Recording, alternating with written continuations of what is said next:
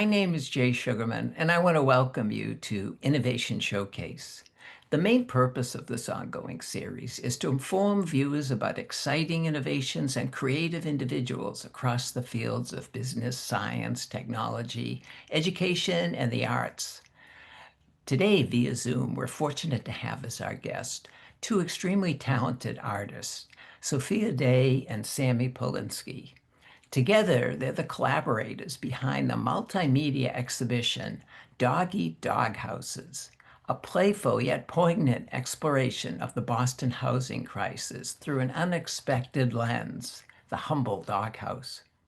Blending sculpture, installation, and social commentary, Dog Eat Dog Houses reflects on the contradiction of our time.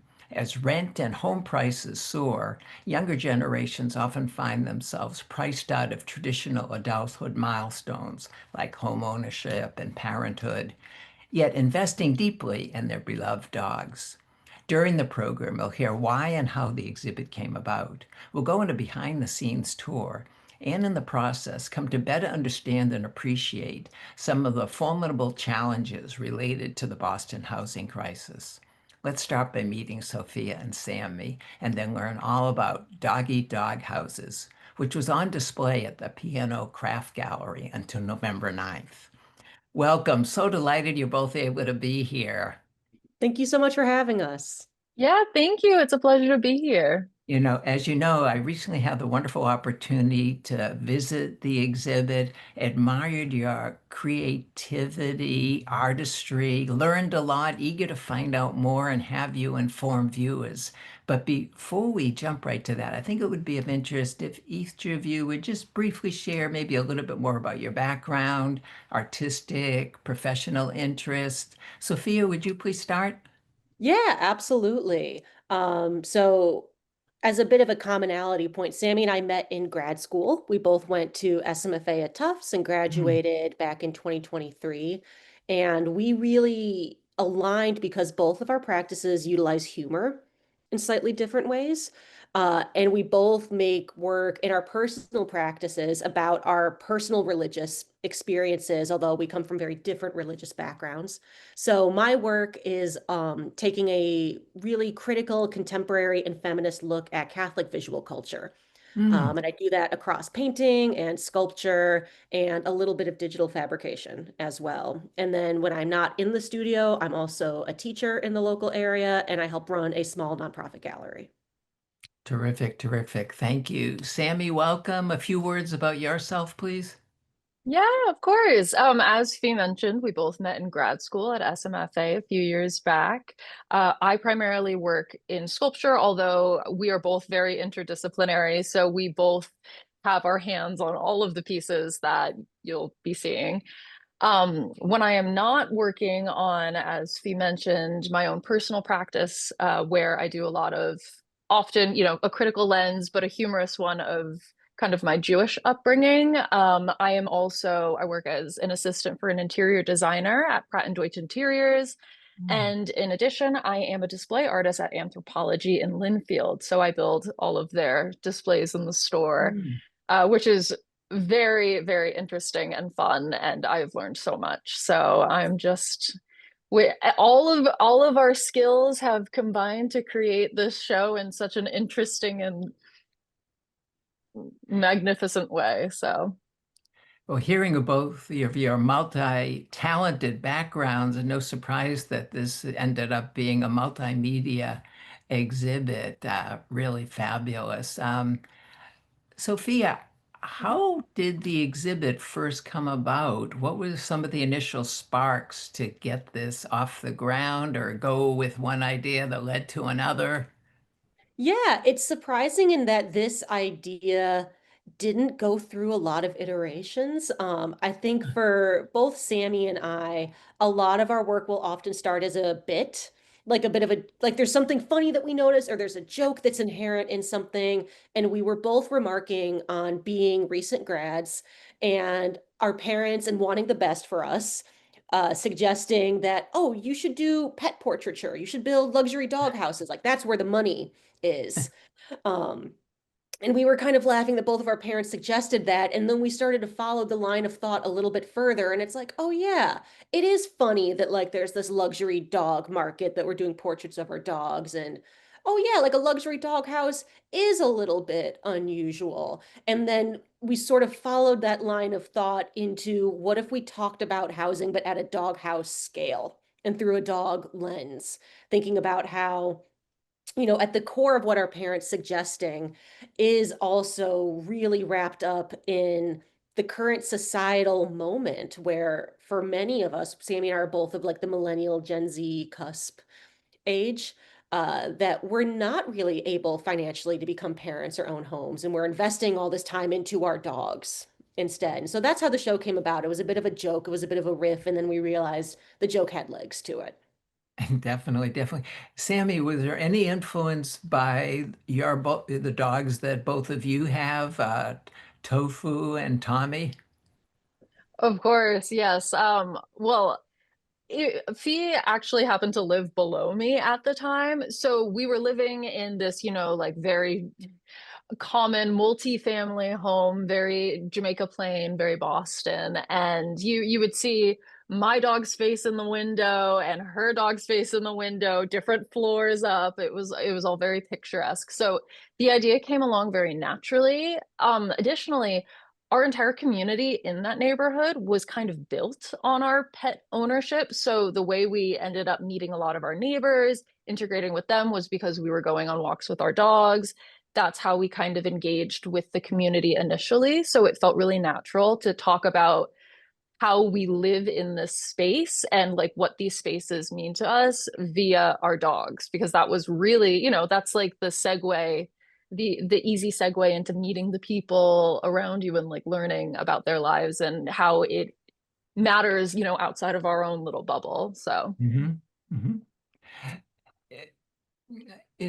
Sophia, the title is both playful, but I think a little bit maybe unsettling even. What do you intend to get across or have people appreciate by the title?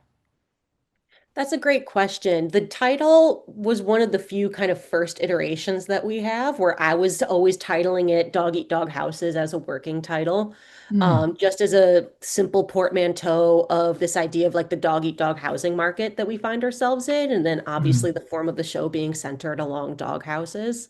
Um, what I hope people take from the title of the show and just the show in general is that there is a level of playfulness. There is a level of absurdity to it. Like we are very painstakingly recreating these massive Boston housing projects at doghouse scale, literally scaled to our dogs. Yeah. Um, Early on, we determined that Tofu's height was going to be our modular unit of measurement. So we would measure things and be like, this building is 5 Tofus tall. Um, and so hopefully the people kind of do pick up on a little bit of that absurdity, but also maybe realize that the absurdity and the silliness that we are engaging with is not really that much more absurd than the situation that we find ourselves Hmm. uh, in this current market. So it's an invitation to laugh a little bit, to broach that more difficult, really painful subject for some of us, but also to realize that at the core of this, what we're dealing with is maybe a little bit ridiculous. For sure, for sure. Sammy, we're fortunate to have a wonderful selection of images. The first two are going to be a nice overview of what was on display at the Piano Craft Gallery. Can you give us a sense of how you and Sophia went about laying out the exhibition? sure. Yeah, it was actually quite a bit of a conversation because this was our second iteration of this show. This was like a more fully fledged dream version of it. And we kept working with, how do we work with, do we create like our ideal city? Is this like the bad house side and this is the better house side? And it actually kind of really came to fully realize itself when we had our gallery discussion with the Boston Housing Lab and an architect from Tufts, where it kind of came to me as we were discussing that it very naturally flows because each one of these houses works with each other. Like we couldn't build a better society with only one option, Mm. even though you hate to see the cheaply looking multi-million-dollar row house, or you hate to see like money being wasted, or you want everything to be an eco house, or you want everything to be commercial and residential and commuter friendly. When we were speaking with the professionals, it really came to be that we were realizing that, a city like this is built to be successful when it's utilizing all of those elements. And when Mm. it's negating in one sense, it pulls from something else to add to it. So, you can't build an entire city of Boston in 3D prints, but you can use some of those aspects to maximize the benefits of, say, a row house, or that technology to build something faster for fixing up your multifamily house, et cetera, et cetera. Terrific. That's a wonderful overview and contextual background for the tour we're going to take now and looking at some of those elements. The first one being here, Sophia, what is on display? That's a great question. This is our dog gallery. So we wanted to extend the invitation to our furry friends as well and create something that they could engage with. And so this is our miniature dog gallery. So it has some of the elements of the show, but literally scaled to dog scale. Dogs are welcome to sniff but not touch the pieces on display. And this series started in collaboration with Eben Haynes's Shelter in Place Gallery, actually back earlier this spring. And they had put out a call for works to exist at miniature scale because Shelter in Place is a miniature gallery that dealt with various themes, one of which was affordable housing. Mm. And Sammy and I jumped on the opportunity to explore, what could this project look like at a miniature scale and really have fun with the possibilities that miniatures open up. Because when you're working at a miniature scale, anything's possible. So we could really play with this idea of like, Mm. what is a housing utopia? What would it look like to have this like fully walkable city and we're not constrained by, large scale or material concerns or massive costs in any of Wonderful. that. So that's where these pieces initially came from. And then we recontextualized them for this show for our dog companions. And as we go through, we're going to see these various for sale signs Mhm. that really provide wonderful context of the issues that you're hitting upon as we go through the different areas. And these are some jarring facts. I know we may be not able to see them clearly, but want to just say one or two that stick out with for you, Sophia? Yeah, so this is, for those who are unfamiliar with what this is based on a puzzle feeder, like the little toys that you give dogs that have treats in them. It's scaled to human scale and it's fully interactive, so you can move the pieces. However, but instead of getting a treat, you get a relatively disappointing housing fact in there. My favorite one is the large one down in the center that says 42% of Boston households are considered housing cost burdened, which means that you Mm. spend more than 30% of their income on housing expenses. That number is closer to 50% in many cases, Wow. though. Unbelievable, unbelievable. Moving on to an area, Sammy, very much in the news for a while and ongoing, the MBTA communities law. Could you share what is created here? Yeah, so here we were working with the idea that Boston was kind of throwing out there, this idea of creating a space that is residential, commercial, and transport. So, as a human in Boston, you can have, or dog, you can have access to the T just as easily as you have access to, food.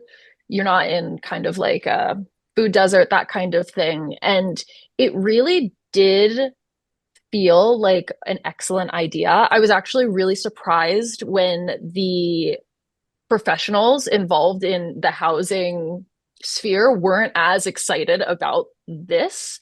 So Mm. I think that there's a lot of depth there and information there. It's interesting because Fee and I aren't professionals on the housing situation, but we are people who experience it. So it was very much we were building our experience or what we were exposed to and then understanding it like as we were going through. And with this, I had a lot of time to meditate on what it would be like to try and live in a place like this. And of course, it is quite small because it is dog sized, but it really was, if you're going to fit the T and commercial spaces and housing, there are lots of factors, and space is one of them. I know I looked into quite a bit of like what it is to live small, and I know that would be like one of these options for maximizing housing potential. But yeah, it was a really interesting challenge because we had to make it modularly, which is another thing that housing people are really interested in. Although ours were more so that we could get it through the doors because Boston places are often quite small. But yeah, so this was us just really trying to get our hands physically on some of these ideas. And as we were learning about them, working through it physically, kind of manifesting and meditating almost as we personally experienced these things. That's a wonderful, wonderful installation. And moving on to this one, Sophia, this old house I know has some personal connection. Yeah. So this was the first piece that Sammy and I started working on for the first iteration of the show back in 2024. And midway through making this piece, the actual house that it is based on burned down. Mhm. Um, so this is a recreation of the multifamily home that Sammy and I lived in together in JP. And we picked this piece as the starting point for the first show because we felt it was so quintessentially Boston, like this very classic, semi-Victorian multifamily home. And it was interesting that as we were embarking on this journey of making the show that deals with the housing crisis and all the different permutations of it, that we lost our home early on through it. And then we got thrust back into the Boston housing market in the middle of February, which is not a place you want to be in when most Yeah. of the city's leases turn over on September 1st.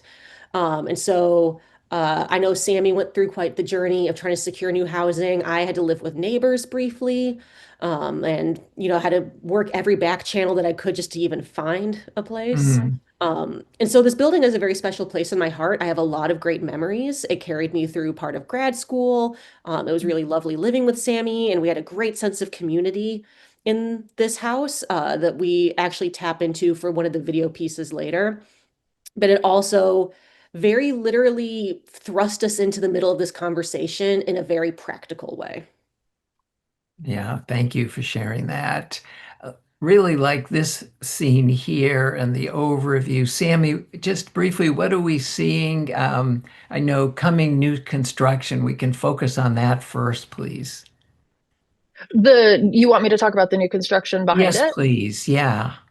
Yeah, so actually, Thea and I were really like in our own, we were like, oh, we'll just work up our street, because we started with Sheridan, 96 Sheridan Street, which is where we lived. And then up the road on the same street, they were building for months these maybe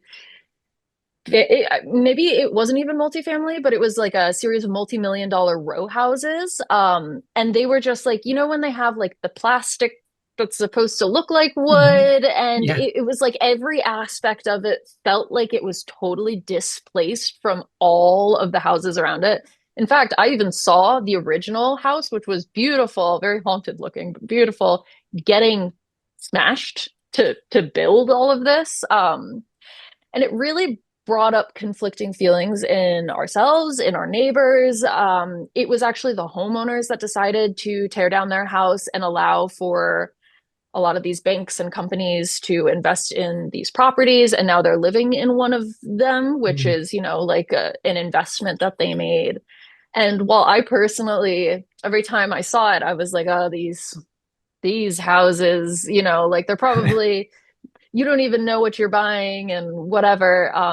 I will say I was interested to see that a lot of what the professionals were saying were that, there are benefits to houses that are kind of built like this. And we shouldn't just knock all of it entirely, even if it's not like, you know, the conversation of aesthetics versus practicality versus what have you. I think is just like a whole loaded conversation.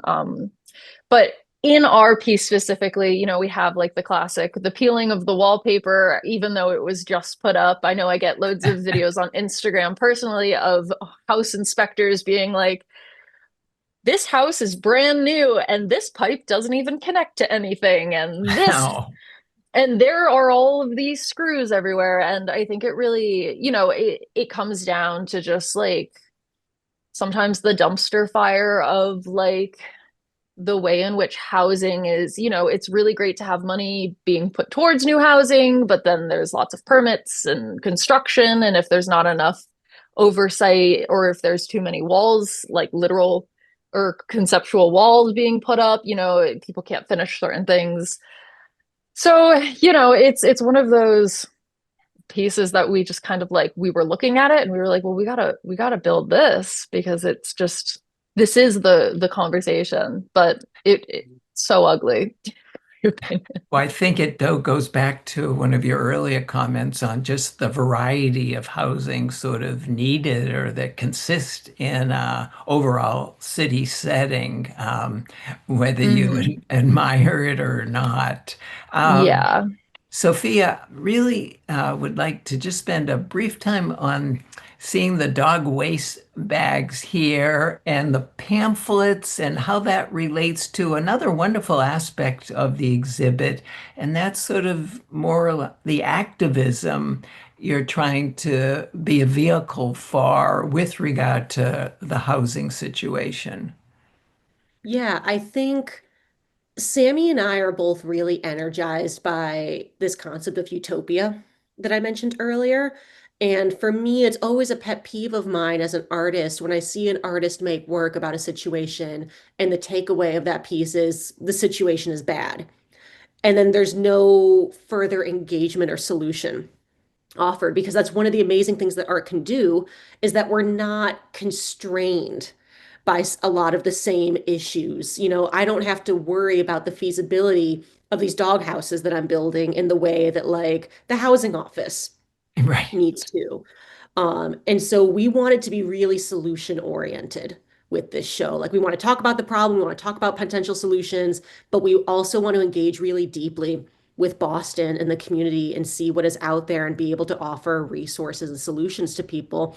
And that's where this piece came out. So this is a dog waste bag dispenser that I modified to say tenant resource station. And if you actually go, there are actual dog bags in there just in case you need them. But in the other two slots, there are pamphlets that if you pull, it'll direct you to a link tree of all sorts of different housing resources that we've compiled. So it has resources on how to find affordable housing in Boston, what to do if you're facing foreclosure, where you can get free legal aid, where are the emergency shelters, as well as links to different nonprofits who are trying to work to better the housing situation in Boston.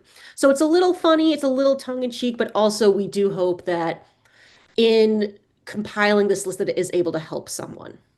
Terrific, terrific. Yeah, wonderful feature, as well as some additional materials that you have in other locations of the exhibit. 5 minutes remaining. Like to hear about the other areas, couple more very briefly. Sammy, there's a few pieces related to sort of eco-friendly housing. Could you just very briefly share the wonderful installation we see in front of us? Sure, yeah. So this was kind of like a modification on like the storage unit house and like the eco house, the different materials you can kind of build with. We were kind of imagining, you know, like a way that the dogs could go up to the top, they could pee, it would filter down on the side there. There's a little water filtration, like a rain catcher. Hmm. We've got like a hydroponic growth system going there. So this was just kind of like one of those, if we had like the ideal ecologically e ecologically friendly option, you know, something that really like integrated us back into the material, like the earth and where we are pulling our actual materials from, what that would look like, how that could integrate. We learned a lot as we were going on about how plants on roofs can, can modulate heat within a building, how it's really beneficial for emotional, physical well-being. I learned a lot about like the emerald necklace that goes throughout Boston, and how Mhm. we actually put a lot of resources in urban development with green spaces, and why we do that, because it is so emotionally and physically important for city dwellers to have access to green spaces. So this was kind of bringing the green space back to the individual home and it kind of experimenting with that. And here we see a nice close-up just to give viewers a little sense of some of the conceptual thinking that went into this general area. And related is 3D printed doghouse, which very much is taking place in the housing market because of shortage of materials, just inventory. So wonderful to see that this was added. This plastic construction, Sophia, what was the purpose of adding this to the exhibit? Yeah, this is perhaps our most, or rather our least optimistic piece. This is perhaps our most critical piece of the show. And this piece is a critique on sometimes the cheapness of new builds. We see a lot of different quote unquote luxury high rises going up all over the city. And then if you take a look at what's actually going into them, the materials are incredibly cheap. The walls are paper thin. I've seen plenty of buildings of, new dorms going up in the area, and then they're flooding and the pipes have Hmm. burst.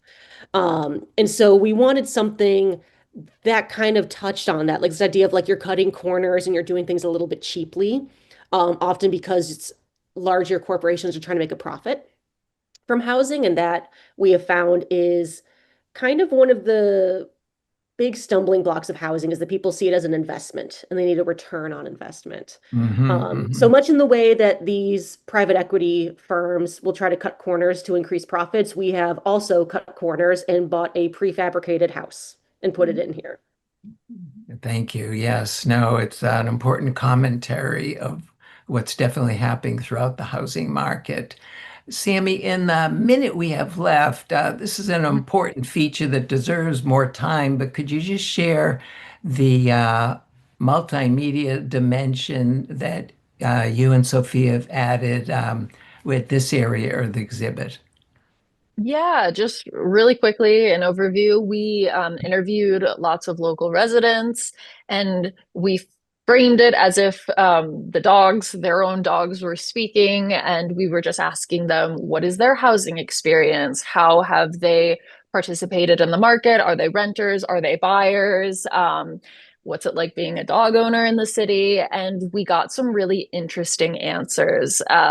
This is actually one of our neighbors' dogs. And it was not only was it so nice to be able to, meet people as they were in the environment, around Jamaica Pond or go into their houses and speak with them there, but it was really interesting, these friends that we had made amongst the people we interviewed, hearing about how there are so many programs that, are offering uh, advantages for helping with down payments and certain things like that. That's actually where I think we first started learning that the city of Boston truly has a lot to offer, but the average resident might not have the wherewithal after a long day of work to just be like, oh, let me comb through the resources to see how I can own a home myself. But speaking with all of these different people, it was almost like a way for us to crowdsource information, really